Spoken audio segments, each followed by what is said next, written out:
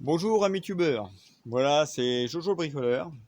Je fais la vidéo en fait pour vous présenter une création que j'ai faite cet été. Une presse hydraulique qui marche à air comprimé pour la forge, mais on peut s'en servir aussi pour pas mal d'autres choses. Donc alors je l'ai créé avant, je vais vous la faire montrer en vidéo de ce que j'ai créé. Je vais vous expliquer comment j'ai fait, ne vous en faites pas.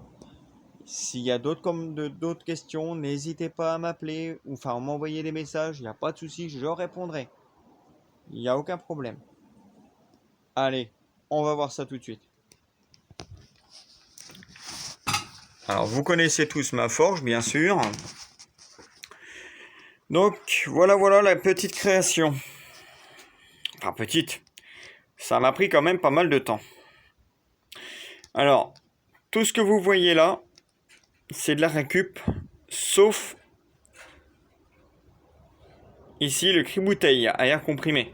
Je l'ai acheté sur Mano Mano, 50 € je crois, à peu près. C'est un cric bouteille de 12 tonnes. On peut mettre à 24 tonnes aussi, mais ils en avaient plus à l'époque où je l'avais acheté. Donc je vais peut-être éventuellement en mettre un de 24 tonnes. Je referai des pattes de soudure plus costauds et tout ça pour que ce soit plus résistant. Mais j'en remettrai peut-être un par la suite de 24 tonnes pour avoir plus de pression hydraulique. Ensuite, alors, tout du métal et de la récup. Je suis dans le bâtiment, j'ai récupéré des chutes de métal que je trouvais sur les chantiers, tout ça. Je me suis arrangé avec des gars pour tu peux me le laisser, ouais, il n'y a pas de souci, voilà. Donc voilà, donc le cric marche au air comprimé, alors, comme vous pouvez voir là. Le tuyau là avec le bouton, il est vendu avec le cric, ne vous en faites pas. J'ai juste rajouté une poignée qui tape sur le petit bitognol ici pour envoyer l'air, pour lever le cric. Mais la pédale, vous voyez, regardez, hop, voilà.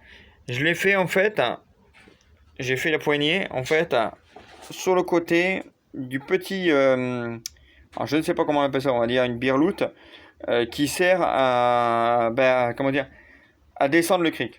Comme beaucoup savent comment ça marche, je pense qu'il n'y a pas de souci. Un cric, c'est pas sorcier, sauf que là, j'ai fait ce système-là. Voilà. Donc ensuite, donc je l'ai fait en axe, vous voyez. Je l'ai mis avec des cornières de chaque côté. Voilà.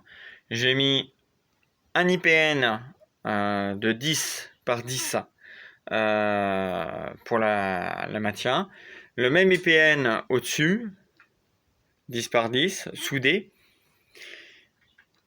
Des tubes pleins de 5 par 10, je crois, de mémoire, de chaque côté.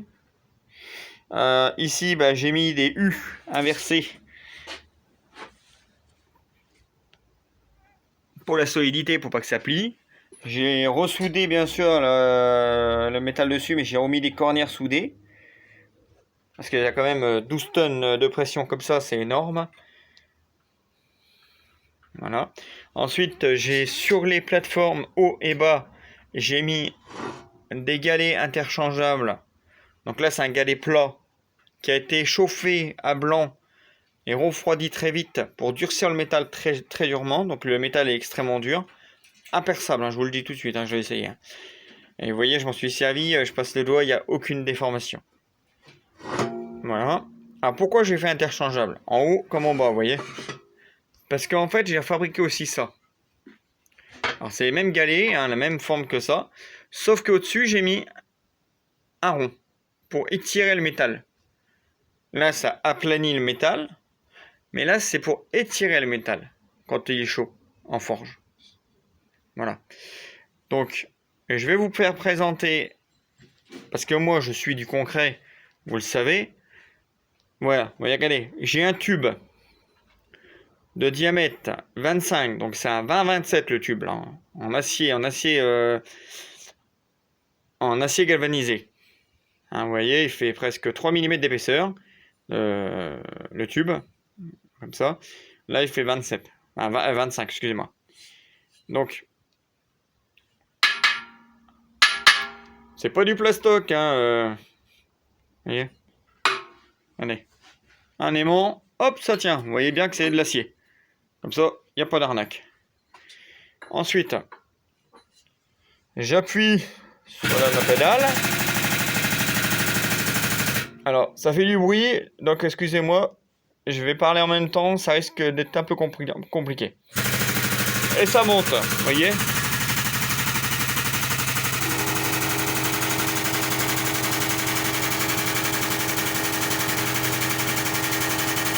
Donc je lâche, ça s'arrête. Et ça ne redescend pas. Parce que je l'ai fait en sorte que il faut que je lève un petit peu ça pour que ça descende. Pourquoi? Allez-vous me dire? Parce que quand on fait un fer chaud, on a tendance à tac, hop, tac, un coup, tac, un coup, tac, un coup. Alors bien sûr là j'ai deux mains de prise.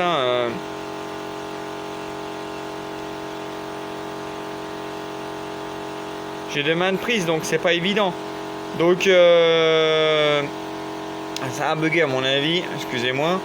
Donc voilà, donc là je vais baisser un petit peu parce que le tuyau il rentre pas.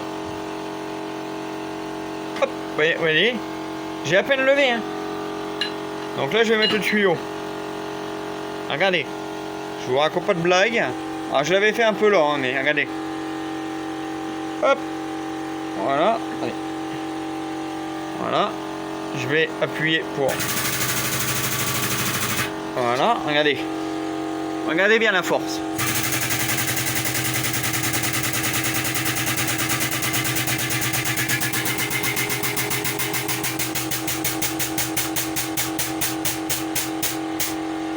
Là, c'est à fond la caisse, on le sent en direct.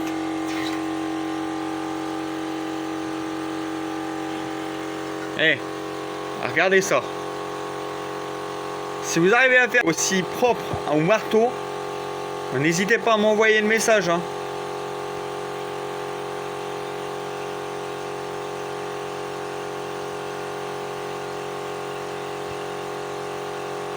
Alors, bien sûr, c'est un tube, allez-vous me dire. Mais je l'ai fait aussi avec des cornières. Alors, là, je les ai pas, mais j'en ai fait avec des cornières, j'ai fait avec des fers, j'ai fait sur plein de choses. Et franchement, même redresser des lames. Vous savez, quand on a des couteaux qui sont un peu déformés avec la chaleur à la trempe, hop, on le met dessus, pouf, on le met en presse, on le laisse refroidir. Droit. Ben, je peux vous dire que la lame, elle est nickel. On peut mettre une règle dessus, il n'y a pas un pli. Franchement, voilà. Et vous voyez, tout a été fait avec de la récup, sauf bien sûr le cric. J'insiste bien là-dessus. Voilà. Alors j'espère que la vidéo, vous la comprenez. J'espère que vous avez saisi la fabrication de cette petite presse hydraulique à air comprimé. Vous voyez? Alors j'ai mis un petit truc métallique aussi derrière pour protéger, on va dire, des éclats de chauds. Voilà, des éclats très chauds. Voilà. Et vous voyez, c'est, il y a plein de poussière partout parce que je m'en suis servi. Ça marche quoi.